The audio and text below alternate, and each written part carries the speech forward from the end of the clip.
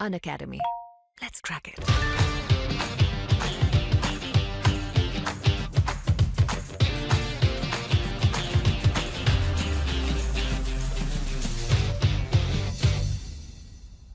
नमस्कार दोस्तों, welcome to सरकार स्टडी बेस। तो चलिए आज की क्लास में हम पढ़ने वाले हैं भारतीय कर प्रणाली। ठीक है, इंडियन जो टैक्स सिस्टम है उसके बारे में हम यहाँ पे विस्तार से जानेंगे और ये होता क्या है इसके संबंध में सारी चीज़ें यहाँ पे हम जानेंगे। इसके अलावा आपको ये देखने को मिलेगा एमपीपीएससी मेंस के अंतर्गत पेपर 2 के बी के अंतर्गत यूनिट फर्स्ट में ये टॉपिक आपको देखने को मिलेगा। तो ये हमारा जो है इंडियन इकोनॉमी से रिलेटेड यहाँ पे टॉपिक चल रहा है, जिसके अंतर्गत हमने बहुत सारी चीज़ें यहाँ पर कवर कर चुके हैं। और अभी हम जो देखने वाले हैं भारतीय कर प्रणाली यानी कि टैक्स सिस्टम है इंडिया के अंतर्गत। टैक्स कितने प्रकार के होते हैं, जीएसटी क्या होता है, ठीक है, काला धन और काले धन को दूर करने के उपाय, बहुत सारी चीज़ें इसके अंतर्गत देखने वाले हैं। तो चलिए शुरू करते हैं इसको हम।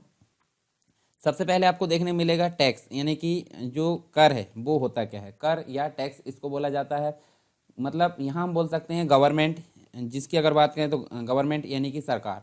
सरकार को दिया गया एक अनिवार्य भुगतान होता है ये, जो क्या करता है करदाता द्वारा प्रत्यक्ष लाभ प्राप्ति की आशा के बिना दिया जाता है। और आधुनिक अर्थशास्त्र, प्रत्यक्ष लाभ का मतलब जैसे करदाता कोई टैक्स देता है तो उसके बदले में उसको प्रत्यक्ष लाभ यहाँ पे नहीं मिलता, परंतु इनडायरेक्ट तरीके से उसको लाभ मिलता है, तो उसी के लिए यहाँ पे उसको कर चुकाना होता है। और आधुनिक अर्थशास्त्र कर को आय के पुनर्वितरण की एक व्यवस्था के रूप में परिभाषित करता है।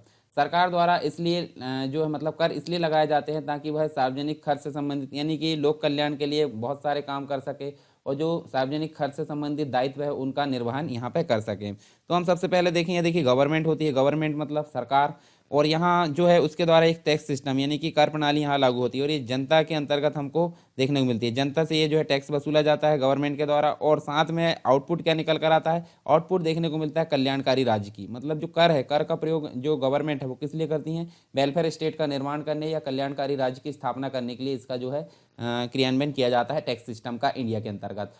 अब यहाँ देखिए आपको करारोपण यानी कि कर के आरोपण के उद्देश्य देखने को मिलेंगे। तो तीन प्रकार से हम देख सकते हैं, जैसे अर्थव्यवस्था का नियमन करना, ठीक है, अर्थव्यवस्था का नियमन करने के लिए यहाँ पे कर को लगाया जाता है। दूसरा हम देखें तो राजस्व की प्राप्ति इससे होती है, जिससे अन्य जो चीज़ें हैं वो एग्जीक्यूट होती है देश के अंदर। और नेक्स्ट जो है आय का पुनर्वितरण, जैसे कि हमने अभी डेफिनेशन में बात की, आय के पुनर्वितरण के लिए जो है कर सिस्टम या टैक्स सिस्टम को यहाँ पे आरोपित किया जाता है। तो ये चीज़ें हमको देखने को मिलती है करारोपण यानी कर के आरोपण के कुछ उद्देश्य है। अब कर प्रणाली के जो प्रकार है वो हमको अलग अलग देखने को मिलते हैं, अलग अलग प्रकार से, मतलब जो अलग अलग वर्किंग है उसके हिसाब से देखें तो कर प्रणाली के प्रकार देख सकते हैं। देखिए एक तो होता है प्रगतिशील, एक होता है प्रगत प्रतिगामी, एक होता है समानुपातिक और एक होता है अवक्रमिक।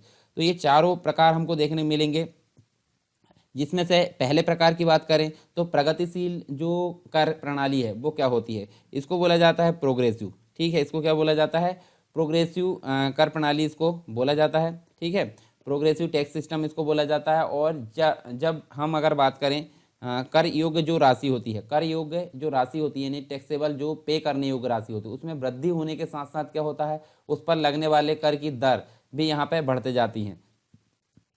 मतलब जब आय जो है जिस पे कर लगाना है वो अगर बढ़ती है और उसके साथ साथ में अगर टैक्स भी बढ़ते जाता है तो इसे क्या बोलेंगे, इसे प्रगतिशील कर प्रणाली कहा जाता है। और इस स्थिति में निर्धन व्यक्ति को कम दर से तथा धनी व्यक्ति को ऊंची दर पर कर चुकाना होता है। जैसे आय की अगर बात करें तो इनकम टैक्स जो लगता है वो ज़्यादा कमाने वाले पर ज़्यादा लगेगा, कम कमाने वाले पर कम लगेगा, और कम कमाया जाए तो वो उसमें कर नहीं लगेगा। तो इस प्रकार का कर जो है यहाँ पर प्रगतिशील कर प्रणाली के अंतर्गत देखने को मिलता है।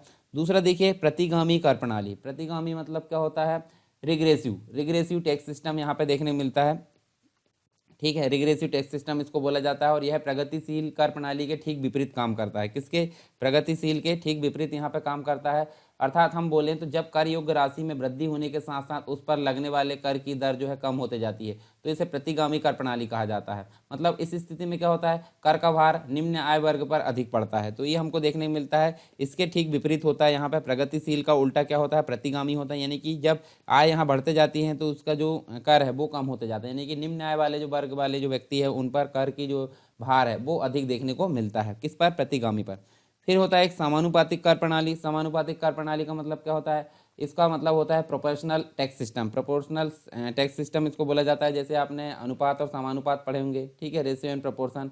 तो प्रोपोर्शनल टैक्स सिस्टम क्या होता है, इसका मतलब होता है जो मतलब समानुपातिक जो कर प्रणाली है उसमें आय के प्रत्येक स्तर पर समान दर से कर अदा करना पड़ता है। इसमें क्या होता है, आय बढ़ने से कर की राशि में कोई तो वृद्धि होती है, मतलब यहाँ अगर आय इंप्रूव हो रही है तो जो कर की राशि है वो क्या होती है, वो भी यहाँ पे बढ़ते जाती हैं, परंतु कर प्रतिशत यथावत बना रहता है। ठीक है, कर का जो प्रतिशत है वो यथावत यहाँ पे बना रहता है। चौथा जो प्रकार है वो हमको देखने को मिलता है अवक्रमिक कर प्रणाली। अवक्रमिक का मतलब क्या होता है, डिग्रेसिव टैक्स सिस्टम इसको बोला जाता है। तो यहाँ हमको क्या देखने को मिलता है, यदि कर प्रणाली ऐसी हो जिसमें आय के कुछ स्तर तक तो कर की दर में वृद्धि हो, परंतु आय के एक स्तर के बाद जो है कर की दर में जो है कोई वृद्धि नहीं होती, यानी कि क्या हो जाता है, वहाँ पे स्थिरता बन जाती है। तो स्थिरता अगर बन जाए जैसे समानुपातिक में होता था, तो इस प्रकार की जो प्रणाली है उसको अवक्रमिक कर प्रणाली कहा जाता है। इसमें प्रगतिशील और समानुपातिक दोनों कर प्रणालियों की विशेषताएं शामिल होती है। तो ये चीज़ हमको देखने को मिलती है यहाँ पे।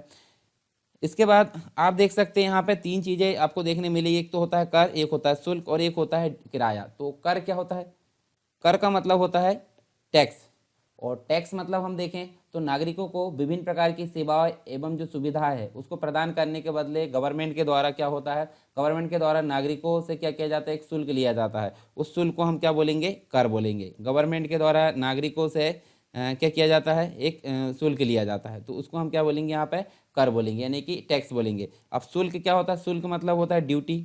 ठीक है, इसका मतलब क्या होता है, ड्यूटी।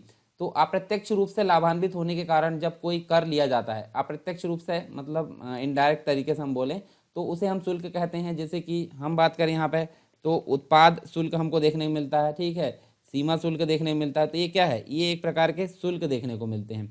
तीसरा होता है किराया, जिसे हम बोलते हैं फी। ठीक है, फी इसको बोला जाता है जब किसी सेवा के बदले में कोई शुल्क लिया जाता है तो उसे किराया बोला जाता है। तीनों में अलग अलग सिस्टम यहाँ पे, कर अलग होता है, शुल्क अलग होता है और किराया अलग होता है। तो कर आप समझ गए होंगे, कर मतलब क्या होता है, नागरिकों को विभिन्न प्रकार की सेवाएं एवं सुविधाएं प्रदान करने के लिए गवर्नमेंट या सरकार के द्वारा नागरिकों से कुछ शुल्क लिया जाता है, वो टैक्स कहलाता है या कर कहलाता है।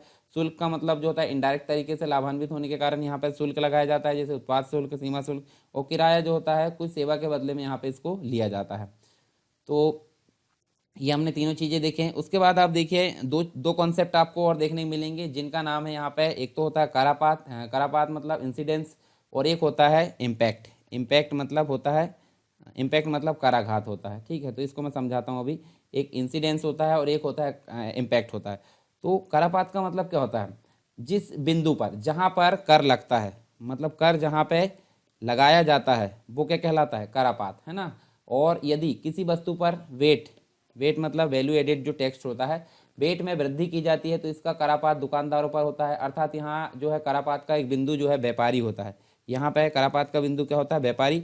अब यहाँ पे जिस पर कर लगाया गया है वो हो गया करापात, परंतु यहाँ कराघात का मतलब जो होता है किसी कर के लगाए जाने के पश्चात इसका भुगतान वास्तव में जिसके द्वारा किया जाता है। यानी कि अगर व्यापारी को कर लगाया गया है तो अगर व्यापारी यहाँ पे दे रहा है तो वो कराघात जो होता है व्यापारी के अंतर्गत आएगा, परंतु अगर इनडायरेक्ट टैक्स है तो वो अन्य किसी व्यक्ति पर वहाँ पे भार हो जाएगा। तो कराघात का मतलब जिसके द्वारा इसका जो है भुगतान किया जाना है। ठीक है, जिसके द्वारा इसको पे किया जा रहा है, जो करापात है वो लगाया गया है और लगाने के बाद अगर उसका किसी अन्य व्यक्ति पर भार पड़ता है तो जिस व्यक्ति पर उसका भार पड़ेगा वो कहलाता है कराघात। ठीक है, कराघात मतलब इम्पैक्ट पड़ना, और इंसिडेंस मतलब जो होता है करापात होता है। और प्रगतिशील जो हमने पढ़े हैं ऊपर, प्रगतिशील करारोपण को अधिक न्यायपूर्ण माना जाता है क्योंकि इसका जो भार है आय को उत्तरोत्तर वृद्धि के साथ बढ़ता जाता है। यानी कि आय जो इनकम टैक्स है उसकी अगर बात करें, कुछ लोग जो होते हैं प्रतिगामी करारोपण को उचित ठहराते हैं क्योंकि जिसकी आय अधिक होगी वह कम कर देगा और इसलिए बचत अधिक होगी। यहाँ पे जो आर्थिक विकास में सहायक होगी। करारोपण यदि अत्यधिक प्रगतिशील हो जाए तो इसके कारण जो है करदाता का कर अवमंचन यानी कि जो टैक्स है उसको यहाँ पे चुराने के लिए यहाँ पे प्रोत्साहन मिलता है। तो ये चीज़ें हमको बेसिक तौर पर देखने को मिलती है।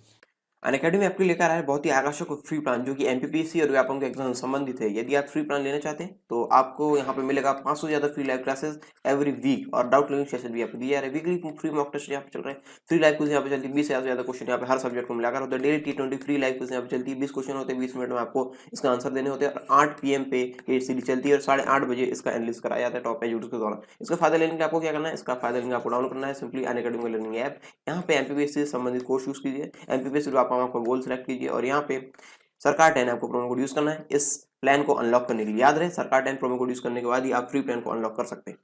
और यदि आप प्लस बैचेस के साथ जाना चाहते हैं अपनी ऑल राउंड प्रिपरेशन के लिए, तो यहाँ पे विभिन्न प्रकार के बैचेस चल रहे हैं। प्रीलिम्स के यहाँ पे अल्टीमेट 60 डेज का क्रैश कोर्स यहाँ पे चल रहा है, संपूर्ण ज्ञान, जो कि यदि आप रिवीजन कर रहे हैं तो इसके लिए आपके लिए आवश्यक है। और यदि आप संकल्प एमपीपीएससी 2020 में जुड़ रहे हैं तो इसके लिए आपको डाउट क्लियरिंग सेशन यहाँ पे एक्स्ट्रा मिलेंगे, और वीकली 12 सेशन यहाँ पे सब्जेक्ट वाइज लग रहे हैं यदि आप ऑलरेडी रिवीजन कर रहे हैं तो। मेगा बैच स्टार्टिंग सून है यहाँ पे, और एमपीपीएससी की तैयारी आप शुरू से करना चाहते हैं तो 10 महीने का फाउंडेशन बैच यहाँ पे शुरू हो रहा है। यहाँ पे टेस्ट सीरीज वगैरह भी चलेगी। स्वप्न पूर्ति बैच उन लोगों के लिए है जो यहाँ पे 2019 का प्रीलिम्स क्वालिफाई किए हैं और अपने सपनों को साकार करके एमपीपीएससी की जो मुख्य परीक्षा है उसमें उत्तीर्ण होना चाहते हैं। इसमें साथ ही साथ आपको उत्तर लेखन का अभ्यास भी कराया जाएगा टॉप एजुकेटर्स के द्वारा। आप इन टॉप एजुकेटर्स द्वारा आप यहाँ पढ़ सकते हैं, आप देख सकते हैं। और इस सब्सक्रिप्शन को प्राप्त करने के लिए आपको अनअकैडमी के लर्निंग ऐप में जाकर एमपीपीएससी और अपना संबंधित गोल में प्लस कोर्स में जाना है, और यहाँ पे गेट सब्सक्रिप्शन ऑप्शन में क्लिक करके आपको इस प्रकार की विंडो यहाँ पे दिखेगी, और आप यहाँ पे अपने अनुसार यहाँ पे जो प्लान है वो ले सकते हैं। और याद रहे, सरकार 10 प्रोमो कोड यूज करने के पर आपको 10% का डिस्काउंट मिल जाएगा। और देर किस बात की, download Unacademy app now to let's crack MP and exams. अब बात करते हैं कर के प्रकार, यानी कि टाइप्स ऑफ टैक्स हमको देखने को मिलते हैं। तो जो कर है, कर से प्राप्त आय जो होती है सार्वजनिक यानी पब्लिक इनकम का एक सर्वाधिक जो होता है महत्वपूर्ण स्रोत माना जाता है। साथ ही हम देखें तो यहाँ हमको जो है कुछ विभिन्न प्रकार की चीज़ें देखने को मिलती है, जिसके अंतर्गत हम देखें भारतीय कर प्रणाली। इसमें देखिए आपको दो चीज़ें देखने को मिलती है, एक तो करापात एवं कराघात के आधार पर, ठीक है, मतलब जिस व्यक्ति पर लगाया गया हो और जिस व्यक्ति के द्वारा इसको पे किया जा रहा है उसके आधार पर यहाँ पर दो कैटेगरी है, और एक और है यहाँ पे अधिकार क्षेत्र के आधार पर। तो पहले हम देख लेते हैं करापात, मतलब इंसिडेंस और इम्पैक्ट के आधार पर यहाँ पे कर के जो प्रकार है वो दो होते हैं, एक तो होता है प्रत्यक्ष कर और एक होता है अप्रत्यक्ष कर। तो प्रत्यक्ष कर का मतलब होता है डायरेक्ट टैक्स और अप्रत्यक्ष कर का मतलब होता है इनडायरेक्ट टैक्स। तो देखिए प्रत्यक्ष कर में जिस पर कर आरोपित किया गया हो उसी से यहाँ पे कर को वसूला जाता है, तो इसको क्या बोला जाता है, इसे बोला जाता है प्रत्यक्ष कर यानी डायरेक्ट टैक्स इसको बोला जाता है। फिर होता है अप्रत्यक्ष कर। अप्रत्यक्ष कर का मतलब होता है जिस पर जो कर है, कर को आरोपित किया गया हो उससे ना वसूल कर, मतलब जो जिस व्यक्ति पर आरोपित किया गया उससे ना वसूल कर किसी अन्य व्यक्ति से अगर वसूला जाता है, मतलब यहाँ पे करापात अलग होता है और कराघात अलग होता है, दोनों मतलब जिस पर लगाया गया वो यहाँ पे प्रभावित नहीं होगा, दूसरा व्यक्ति प्रभावित हो रहा है, तो इसको क्या बोला जाता है, अप्रत्यक्ष कर इसको बोला जाता है। अब इसी में हम देखें तो क्षेत्राधिकार के आधार पर इसको बांटा गया है अलग अलग भागों में, जैसे केंद्रीय कर होता है, राज्य कर होते हैं, स्थानीय कर होते हैं। तो केंद्रीय कर के अंतर्गत लगभग 15 टैक्स आपको देखने को मिलेंगे, राज्य कर के अंतर्गत आपको लगभग 20 देखने को मिलेंगे, स्थानीय कर के अंतर्गत आपको यहाँ पे कुछ जो है टैक्स देखने को मिलेंगे। तो केंद्रीय कर में आपको क्या क्या चीज़ें देखने को मिलती है, केंद्रीय कर की अगर बात करें यहाँ पे तो देखिए यहाँ पे आयकर देखने को मिलता है, निगम कर देखने को मिलता है, उसके साथ ही हम देखें तो पूंजी लाभ कर देखने को मिलता है, केंद्रीय उत्पाद शुल्क देखने को मिलता है, सेवा शुल्क, केंद्रीय बिक्री कर, सीमा शुल्क, उसके बाद अन्य कर हमको यहाँ पे देखने को मिलते हैं। अब राज्य कर की अगर बात करें तो राज्य कर में हम देख सकते हैं, देखिए बिक्री कर या फिर वैल्यू एडिड टैक्स इसको बोला जाता है, शराब पर उत्पादक शुल्क देखने को मिलता है, अफीम व अफीम के उत्पादों पर जो उत्पाद शुल्क औषधि उपयोग हेतु देखने को मिलता है, भू राजस्व कर, कृषि आय पर कर देखने को मिलता है, अचल संपत्ति पर कर और अन्य कर यहाँ पे देखने को मिलते हैं। इसके अलावा स्थानीय कर में देखें तो संबंधित जो राज्य है उसकी व्यवस्था के आधार पर ये निर्धारित किए जाते हैं, तो ये डिफाइन नहीं होते, ये करंट में जहाँ पे लगाना होता है, जब लगाना होता है तब इसको जो है डिफाइन कर लिया जाता है। इसमें हम देखें तो हमको जो है नेक्स्ट क्या देखने को मिलता है, देखिए कुछ जो प्रकार है कर के, यानी कि कर के जो दो महत्वपूर्ण प्रकार है जिसके अंतर्गत देखें प्रत्यक्ष और अप्रत्यक्ष कर देखने को मिलते हैं। प्रत्यक्ष मतलब डायरेक्ट टैक्स और अप्रत्यक्ष मतलब इनडायरेक्ट टैक्स। तो प्रत्यक्ष कर हम देख सकते हैं, प्रत्यक्ष कर का मतलब क्या होता है, यहाँ पे जब कर चुकाने का दायित्व को हम क्या बोलेंगे, दायित्व मतलब जिसके ऊपर उत्तरदायित्व इसका होता है, जिसे हम बोलते हैं यहाँ पे कराघात। कराघात मतलब जिस जो इम्पैक्ट हो रहा है, यानी कि इम्पैक्ट जिस पर होता है। और कर का भार मतलब जो होता है, एक प्रकार से भार अगर बोले तो हम इसको करापात बोल सकते हैं, ठीक है। एक होता है करापात और एक होता है कराघात, तो हमने ऊपर देखे हैं, ठीक है। एक होता है इंसिडेंस और एक होता है इम्पैक्ट। तो इंसिडेंस जिस पर हुआ है उसी के द्वारा अगर जो इम्पैक्ट पड़ा जा रहा है उसी व्यक्ति पर, तो उसको बोलेंगे प्रत्यक्ष कर। मतलब यहाँ पे बोला जा रहा है कर चुकाने का जो दायित्व है तथा कर का जो भार है एक ही बिंदु पर होता है, तो उसे उस कर को प्रत्यक्ष कर बोला जाता है। हम इसको बोलें दूसरे शब्दों में, तो यदि किसी कर का प्राथमिक भार अर्थात कर की जो राशि है जमा करने का दायित्व जिस व्यक्ति या संस्था पर हो और अंतिम रूप से कर उसी व्यक्ति या संस्था द्वारा चुकाया जाता हो, तो इसको हम क्या बोलेंगे, प्रत्यक्ष कर बोलेंगे। तो इसके अंतर्गत हमको अलग अलग प्रकार से यहाँ पे कर देखने को मिलते हैं। जैसे मुख्य रूप से अगर देखें तो हमको यहाँ पे आयकर देखने को मिलता है, निगम कर की अगर बात करें, निगम कर भी हम इसके अंतर्गत प्रत्यक्ष कर में देखने मिलता है, व्यय कर भी इसके अंतर्गत देखने मिलता है। साथ में बात करें तो संपत्ति कर देखने को मिलता है, उसके बाद संपदा शुल्क देखने को मिलता है। उपहार की बात करें तो उपहार भी आप एक प्रकार का जो है प्रत्यक्ष कर के रूप में आता है। ब्याज कर भी देखने को मिलता है। तो ये सभी कर क्या है, प्रत्यक्ष कर की श्रेणी में आते हैं। और प्रत्यक्ष कर जो है भारत के कर राजस्व में 55% का योगदान करते हैं। प्रत्यक्ष करों की प्रकृति अदायगी की योग्यता के सिद्धांत पर आधारित होती है। जितनी अधिक आय होगी प्रगतिशीलता के अनुसार उतना ही अधिक कर उसको देना पड़ेगा। तो प्रत्यक्ष करों की जो प्रवृत्ति होती है वो हमेशा प्रगतिशील यहाँ पर देखने को मिलती है। उसके बाद अप्रत्यक्ष कर मतलब जिस व्यक्ति के द्वारा मतलब जिस व्यक्ति पर उसका लगाया जाता है और भार और कोई सहन करता है तो उसे अप्रत्यक्ष कर बोलते हैं। जैसे जीएसटी मुख्य रूप से जो है अप्रत्यक्ष कर है, जिसके अंतर्गत बहुत सारे टैक्स को यहाँ पर सम्मिलित कर लिया गया है। तो ये चीज़ हमको यहाँ पर देखने को मिलती है। ठीक है, तो ये अलग अलग प्रकार से हम देख सकते हैं किसके अंतर्गत, प्रत्यक्ष और अप्रत्यक्ष कर। तो पहले हम विस्तार से बात करेंगे प्रत्यक्ष कर के बारे में। तो प्रत्यक्ष कर के अंतर्गत विभिन्न प्रकार के कर हमको देखने को मिलते हैं, जैसे कि आयकर की बात कर लेते हैं, निगम कर की, व्यय कर की, संपत्ति कर, संपदा शुल्क, उपहार कर और ब्याज कर। तो ये सभी कर हमको देखने को मिलते हैं, जिसमें से हम कुछ इंपॉर्टेंट जो है वो हम यहाँ पर देख लेंगे। जैसे आयकर आपका सबसे इंपॉर्टेंट है। आयकर मतलब इनकम टैक्स इसे बोलते हैं। ठीक है, इसको क्या बोला जाता है, इनकम टैक्स इसको बोला जाता है। तो किसी व्यक्ति विशेष की जो शुद्ध आय है, ठीक है, जो व्यक्ति की शुद्ध आय होती है उस पर जो टैक्स लगता है उसे क्या बोलेंगे, उसे बोलेंगे यहाँ पे इनकम टैक्स, यानी कि आयकर इसको बोला जाता है। और आयकर जो स्रोत है उसके अंतर्गत हम देखें तो क्या क्या चीज़ देखने मिलती है। एक तो वेतन देखने मिलता है, दूसरा व्यापार देखने मिलता है, या फिर कोई व्यवसाय या प्रोफेशन है वो हमको देखने मिलता है। तो इन सभी से जो आय होगी उसका ये स्रोत माना जाता है। संपत्ति से आय हो रही, ब्याज से प्राप्ति हो रही, लाभांश यानी डिविडेंड्स जो होता है उसमें सम्मिलित किया जाता है। और एक और देखने को मिलता है सीबीडीटी।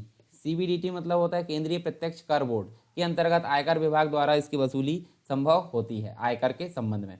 ठीक है, और यहाँ पे वर्तमान की अगर बात करें तो वर्तमान में पूरे जो आयकर दाता है उसमें से लगभग 3.5% लोग ही करदाता है। मतलब इतने प्रतिशत 100% में से 100% को यहाँ कर देना चाहिए, परंतु यहाँ मात्र 3.5% लोग ही क्या देते हैं, आयकर को यहाँ पर चुकाते हैं। और भारत जैसे विकासशील अर्थव्यवस्था के दृष्टिकोण से यह संख्या अत्यधिक कम देखने को मिलती है। फिर होता है एक उपहार कर। उपहार कर का मतलब होता है गिफ्ट टैक्स इसको बोला जाता है। गिफ्ट टैक्स मतलब उपहार देने के लिए, जैसे अगर कोई व्यक्ति मतलब यहाँ अगर देखें तो कोई व्यक्ति 50,000 रुपये से अधिक मूल्य के उपहार प्राप्त करने पर यहाँ पे इस कर को चुकाया जाता है। मौद्रिक मूल्य पर उपहार कर लगाया जाता है, परंतु उपहार कर के अंतर्गत हम देखें तो निम्नलिखित उपहारों को कर से छूट प्राप्त है। जैसे अगर बात करें हम कोई रिश्तेदारों की, मतलब कोई रिश्तेदारों को हम यहाँ पे क्या दे रहे हैं, गिफ्ट। जैसे रिश्तेदारों में हम बोल सकते हैं पति पत्नी, पत्नी भाई बहन, अपने माता पिता, इन सभी को दादा दादी से प्राप्त उपहार है, इनको यहाँ पे क्या करते हैं, छूट दी जाती है। विवाह के संबंध में अगर कर मतलब जो उपहार दे रहे हैं तो उसमें भी छूट है। किसी की वसीयत या उत्तराधिकार से प्राप्त संपत्ति पर भी यहाँ छूट होती है। और किसी पंजीकृत स्थानीय प्राधिकरण अथवा कोष से प्राप्त उपहार को भी यहाँ पे छूट दी जाती है। फिर बाद में देखें तो वर्ष 1957 में एक चीज़ देखने को मिलती है। वर्ष 1957 में भारत में उपहार कर जो है सर्वप्रथम 1957 में लाने की संस्तुति दी गई थी। और लाने की संस्तुति एक समिति के द्वारा दी गई थी जिसका नाम था कोल्डार समिति। कोल्डार समिति के द्वारा इसकी सिफारिश की गई थी और बाद में 1998 में इसको समाप्त कर दिया गया। तो ये चीज़ हमको देखने को मिलती है उपहार कर के बारे में। फिर नेक्स्ट जो है निगम कर देखने को मिलता है। निगम कर का मतलब होता है कॉरपोरेट टैक्स। कॉरपोरेट टैक्स यहाँ पे देखने को मिलता है। एक वित्तीय वर्ष में किसी कंपनी अथवा निगम द्वारा अपने व्यापार में प्राप्त की गई जो शुद्ध वार्षिक आय है, ठीक है, शुद्ध जो वार्षिक आय होती है व्यापार या फिर हम बोल सकते हैं निगम के द्वारा अपने मतलब जो है प्राप्त की गई शुद्ध वार्षिक आय, जिसे नेट एनुअल इनकम बोलते हैं, उस पर लगाया जाने वाला जो भी कर होता है, ठीक है, उस पर लगाया जाने वाला जो कर होता है उसको बोला जाता है यहाँ पे निगम कर। और इसे कॉरपोरेशन कर या कंपनी कर भी कहा जाता है। निगम कर देश में व्यापार करने वाली जो घरेलू मतलब जो कुछ कंपनियां घरेलू होती है, साथ में कुछ कंपनियां क्या होती है, विदेशी होती है। तो घरेलू और विदेशी कंपनी दोनों प्रकार की कंपनियों पे यहाँ पे लगाया जाता है। इसके अलावा हम देखें तो कुछ इंपॉर्टेंट चीज़ हमको देखने को मिलती है, यानी कि सरकार ने आर्थिक विकास, निवेश तथा रोजगार सृजन को बढ़ावा देने के उद्देश्य से 2019 की बात करें तो यहाँ पे देखिए सितंबर 2019 के में जो है कंपनियों के लिए निगम कर की जो आधार है उस पर जो है 30% से घटाकर 22% कर दिया। और इसके अतिरिक्त यहाँ पर देखें तो इन कंपनियों को न्यूनतम वैकल्पिक कर, ठीक है, मिनिमम जो अल्टरनेटिव टैक्स है, मिनिमम अल्टरनेटिव टैक्स जिसे हम MAT बोलते हैं, इससे भी छूट दे दी गई है। विनिर्माण के क्षेत्र यानी मैन्युफैक्चरिंग सेक्टर में अक्टूबर 2019 या उसके बाद स्थापित होने वाली जो भी कंपनी है, निगम है, जो कंपनियां शुरू की जानी, उनको 31 मार्च 2023 के पहले उत्पादन शुरू करने वाली कंपनियों के लिए निगम कर की जो आधार दर है वो 25% से घटाकर 15% कर दी गई है। अब बाद में देखते हैं हम न्यूनतम वैकल्पिक कर। न्यूनतम वैकल्पिक कर क्या होता है, तो यहाँ इसके संबंध में देखने को मिलता है, इसको MAT बोला जाता है। MAT मतलब मिनिमम अल्टरनेटिव टैक्स इसको बोला जाता है। और ऐसी कंपनियां जिनका निबल लाभ है, ऐसी कंपनियां जिसका जो निबल लाभ है वो तो मतलब जो हो वो एक प्रकार से धनात्मक हो, धनात्मक मतलब प्लस पॉइंट पर हो, परंतु सरकार द्वारा दी जाने वाली जो छूट है, सरकार द्वारा दी जाने वाली छूट या रियायतों का लाभ उठाने के बाद यदि निबल लाभ यानी शुद्ध लाभ जो है शून्य हो जाए तो इन्हें जो है कुछ भी निगम कर ना देना पड़े, ठीक है। तो हम क्या कर सकते हैं, इन्हें शून्य कर वाली कंपनी कहते हैं। मतलब ऐसी कंपनी जो कर नहीं चुका सकती, कर नहीं चुका सकती मतलब जिनके ऊपर कर का भार नहीं रहता। और वित्त मंत्री जो P चिदम्बरम है, उन्होंने 97-98 के बजट में न्यूनतम वैकल्पिक कर को लागू किया था। 1997-98 का जो बजट है इसमें न्यूनतम वैकल्पिक कर को लागू किया गया था। तो ये तो हो गया एक प्रकार से मिनिमम अल्टरनेटिव टैक्स। उसके बाद एक और कर देखने को मिलता है इनकम मतलब हमारी प्रत्यक्ष कर के अंतर्गत, जिसे बोला जाता है पूंजी लाभ कर। पूंजी लाभ कर का मतलब होता है capital gain tax, capital CGT यानी कि कैपिटल गेन टैक्स इसको बोला जाता है। और कोई भी जो प्रतिभूति होती है, सिक्योरिटी होती है, जैसे कि हम बात करें शेयर है या फिर हम बात करें डिवेंचर है, इसके अलावा देखें तो मकान है या फिर अन्य कोई संपत्ति है, जब अपनी जो क्रय लागत है या निर्माण लागत से अधिक मूल्य पर बिकती है तो इससे होने वाले लाभ को पूंजी लाभ कहा जाता है। और यदि कोई प्रतिभूति जैसे कि शेयर है अपने क्रय के 1 वर्ष के अंदर बिकती है तो इस पर होने वाला जो लाभ है वो हम देख सकते हैं अल्पकालीन पूंजी लाभ कहलाता है। और इस पर जो कर लगता है उसे भी पूंजीगत लाभ कर भी बोला जाता है। तो ये हम देखने को मिला, क्या हमको देखने को मिला, प्रत्यक्ष कर के संबंध में हमने बहुत सारी चीज़ें इसके बाद हमने पढ़े हैं। देखिए यहाँ हमको एक दो चीज़ें और देख लेते हैं। जैसे कुछ शेयर होते हैं, शेयर के संबंध में दीर्घकालीन पूंजीगत लाभ है, उस पूंजीगत लाभ कर को STT यानी सिक्योरिटी ट्रांजैक्शन टैक्स इसको बोला जाता है, उससे प्रतिस्थापित कर दिया जाता है। इसके अलावा कुछ प्रत्यक्ष कर और देखने को मिलते हैं अन्य, जैसे कि व्यय कर है जिसे एक्सपेंडिचर टैक्स बोलते हैं। तो ये जो कर है वर्ष 1989 में लागू किया गया, 2003 में इसको समाप्त कर दिया गया। फ्रिंज बेनिफिट टैक्स जिसे फ्रिंज FBT बोला जाता है। और कोई कंपनी अपने कर्मचारियों को वेतन के बदले जो सुविधा देती है उसे सीमांत लाभ कहते हैं, मतलब यहाँ फ्रिंज बेनिफिट कहते हैं। और एवं इस पर लगने वाला जो कर है उसको सीमांत लाभ कर बोला जाता है। फिर देखिए लाभांश वितरण कर जिसे डिविडेंड डिस्ट्रीब्यूशन टैक्स बोला जाता है, 2007-08 में प्रारंभ किया गया। वर्तमान कंपनियों को अपने शेयरधारकों को प्रदत्त लाभांश पर लागू अधिभार और उपकर सहित 15% की दर से DDT जिसे हम डिविडेंड डिस्ट्रीब्यूशन टैक्स बोलते हैं ये देना होता है। और वर्ष 2020-21 के बजट में इसे हटाकर लाभांश कराधान की क्लासिकल जो प्रणाली है उसको अपनाने का प्रस्ताव किया गया। वस्तु विनिमय कर की बात करें तो कम्युनिटी ट्रांजैक्शन टैक्स इसको बोला जाता है। और वस्तु शेयर बाजार जिसे कम्युनिटी मार्केट बोलते हैं उसमें वस्तु के लेन देन पर लगने वाले कर को वस्तु शेयर कर कहा जाता है। और इसकी शुरुआत वर्ष 2008 में की गई थी। तो ये कुछ इंपॉर्टेंट प्रत्यक्ष कर थे जिसके बारे में हमने देखा। आई होप सारी चीज़ें आपको क्लियर हुई होगी। इसके बाद हमारे अप्रत्यक्ष कर यहाँ देखने को मिलेंगे। फिर हम देख लेते हैं क्या क्या चीज़ें हमने अभी पढ़े हैं। बाकी के जो टॉपिक है हम नेक्स्ट जो क्लास है उसमें देखेंगे। तो हमने देखे हैं कर क्या होता है, ठीक है, कर क्यों लगाए जाते हैं, लोक कल्याणकारी या कल्याणकारी राज्य की स्थापना के लिए गवर्नमेंट के द्वारा ये प्रयास किए जाते हैं। और नागरिकों से अप्रत्यक्ष रूप से जो सेवाएं प्रदान करते हैं उसके लिए यहाँ पे ये जो है वसूले जाते हैं। कर आरोपण के जो उद्देश्य है वो हमने देखें। कर प्रणाली के प्रकार देखें, कितने प्रकार की कर प्रणाली होती है, कुछ इंपॉर्टेंट फैक्ट देखें।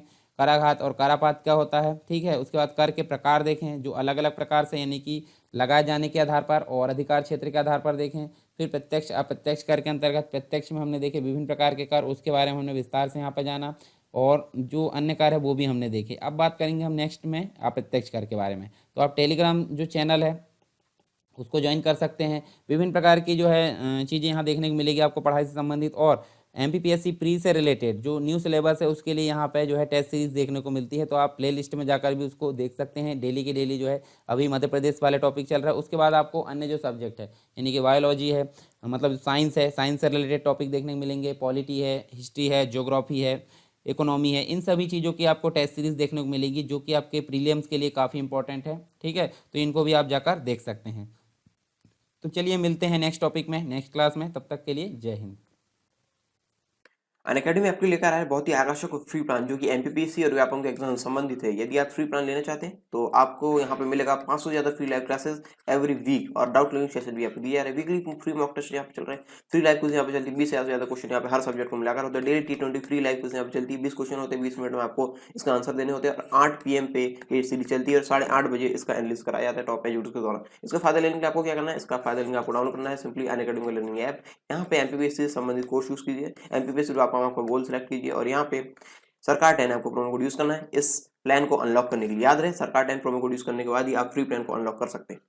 और यदि आप प्लस बैचेस के साथ जाना चाहते हैं अपनी ऑल राउंड प्रिपरेशन के लिए तो यहाँ पे विभिन्न प्रकार के बैचेस चल रहे हैं। प्रीलिम्स के यहाँ पे अल्टीमेट 60 डेज का क्रैश कोर्स यहाँ पे चल रहा है, संपूर्ण ज्ञान, जो कि यदि आप रिवीजन कर रहे हैं तो इसके लिए आपके लिए आवश्यक है। और यदि आप संकल्प एमपीपीएससी 2020 में जुड़ रहे हैं तो इसके लिए आपको डाउट क्लियरिंग सेशन यहाँ पे एक्स्ट्रा मिलेंगे और वीकली 12 सेशन यहाँ पे सब्जेक्ट वाइज लग रहे हैं यदि आप ऑलरेडी रिवीजन कर रहे हैं तो।